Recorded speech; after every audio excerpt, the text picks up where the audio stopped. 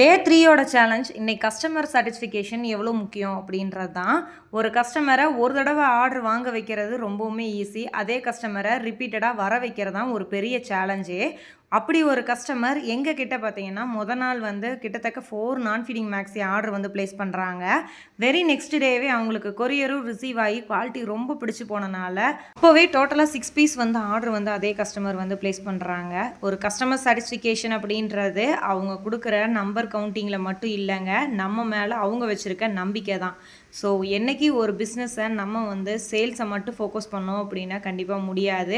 கஸ்டமருக்கான டெலிவரியிலேருந்து ட்ராக்கிங்லேருந்து sales ட்ரபிள்லேருந்து எல்லாத்துக்குமே நம்ம help பண்ணி சப்போர்ட் பண்ணோம் அப்படின்னா கஸ்டமர் நம்மளை விட்டு வேறு எங்கேயுமே போக மாட்டாங்க.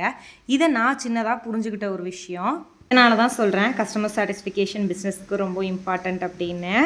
இந்த மாதிரி டெக்டைல் சம்மந்தமான அப்டேட்ஸ் எல்லாம் பார்த்துக்கிறதுக்கு மறக்காம நம்ம பேஜை ஃபாலோ பண்ணிக்கிங்க.